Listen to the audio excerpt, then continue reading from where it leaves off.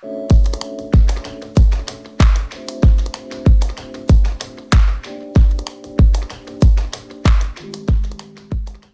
वालेकुम स्टूडेंट्स, जो चैप्टर हम पढ़ रहे थे the chemical basis of animal life, उसमें हमारा लास्ट टॉपिक आज हम कर रहे हैं और ये है न्यूक्लियोटाइड्स एंड न्यूक्लिक एसिड्स।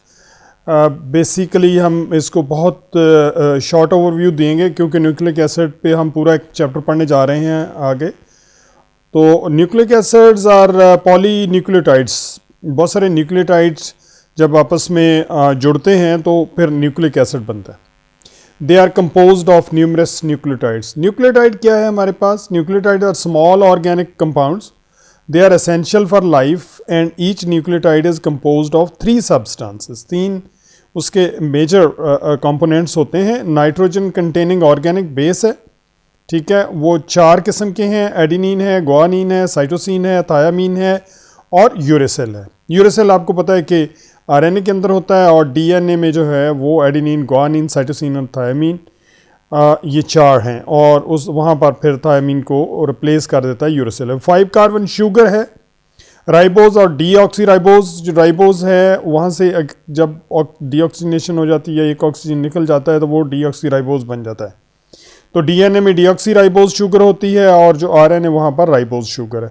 और एक जो न्यूक्लियोटाइड के अंदर जो तीसरा कंपोनेंट है वो फॉस्फेट है।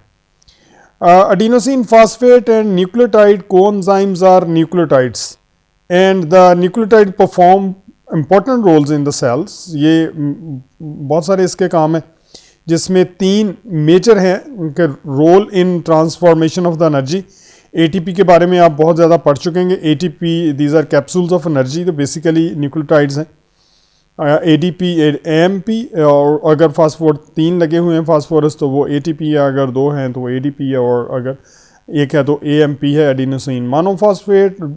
जिस तरह से ये हायरार्की चलती है तो उसी तरह से मॉलिक्यूल की एनर्जी जो है वो कम होती जा रही है। तो बेसिक जो एनर्जी प्रोवाइडिंग मॉलिक्यूल है वो ATP है। ATP ADP में कन्वर्ट होता है और with the process of metabolism दोबारा से ATP में कन्वर्ट हो जाता है।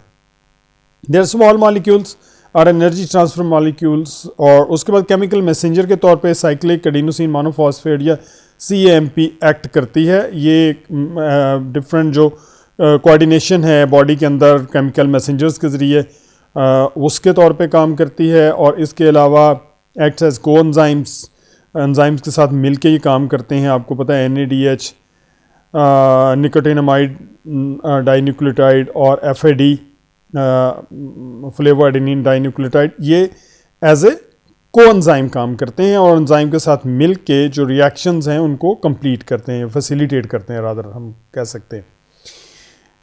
तो ये 3 इनके मेजर जो फंक्शंस हैं। इसके अलावा जो मेन है न्यूक्लियोटाइड्स मिल के बनाते हैं वो न्यूक्लिक एसिड्स हैं और जो हमारा जेनेटिक मटीरियल भी है। और nucleic acids basically large single और डबल स्टैंडर्ड चेन्स हैं। सिंगल स्टैंडर्ड आरएनए है, डबल स्टैंडर्ड डीएनए है।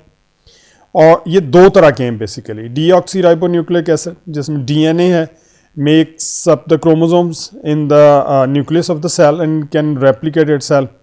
इट कंटेन्स द जेनेटिक और द हेरिडिटरी इंफॉर्मेशन। इसके बारे में हम बहुत डिटेल में पढ़ेंगे। बहुत कुछ आप पढ़ भी चुके हैं, बहुत कुछ आप जानते भी हैं। उसके बाद आरएनए है, ribonucleic acid, and present in the nucleus and cytoplasm and it carries information between DNA and ribosome for protein synthesis। तो आपको पता है आरएनए जो है वो जो प्रोटीन मेकिंग मशीनरी है उसका मेन पार्ट है। वहीं से उसी की जो ट्रांसलेशन जब होती है तो प्रोटीन हमारे पास बनती है। और आपको पता है 3 तरह का होता है। एक मैसेंजर आरएनए है और जो एक्चुअल जिसके अंदर कोड होता है। उसके बाद राइबोसोमल आरएनए जो राइबोसोम्स को बनाता है, जो एक्चुअली आपके प्रोटीन सिंथेसिस के लिए काम करता है। और उसके बाद तीसरा जो है जी आप नाम ले रहे हैं ट्रांसफर आरएनए, डेफिनेटली जो अमीनो एसिड्स को लेके आता है। तो ये जो नीचे डायग्राम दी गई है या फिगर दी गई है वो ये बेसिकली जनरल न्यूक्लियोटाइड है। इसमें ये बेस है, नाइट्रोजन बेस है, शुगर है और फॉस्फेट मॉलिक्यूल लगा हुआ है। और यही बेसिस जो हैं ये जब आपस में मिलते हैं, ठीक है, पॉली न्यूक्लियोटाइड बनता है। ये एक न्यूक्लियोटाइड है, एक ये न्यूक्लियोटाइड है, एक ये न्यूक्लियोटाइड बनते जाएंगे तो पूरे का पूरा न्यूक्लिक एसिड बन जाएगा। और ये अगर ये शुगर जो है वो ऑक्सीडाइज होगी तो उसको हम कहेंगे कि ये राइबोन्यूक्लिक एसिड है, और डीऑक्सी होगी तो उसको हम कहेंगे डीऑक्सी राइबोन्यूक्लिक एसिड। तो ये एक जनरल सा ओवरव्यू था न्यूक्लिक एसिड्स और न्यूक्लियोटाइड्स के बारे में, और इसके साथ ही आपका ये चैप्टर भी ख़त्म हो गया है। और इसको आप प्रिपेयर भी करें। आपका जो मिड है उसके बारे में आज मैं इन्फॉर्मेशन आपके लिए शेयर कर दूंगा कि आपने किस तरह से उसमें से गुजरना है। बहरहाल ये इस चैप्टर को आप ज़रूर देखिएगा, और इसमें से कुछ शॉर्ट क्वेश्चंस वगैरह अगर मिड के लिए ज़रूरी हो तो मैं ज़रूर आपको दूंगा।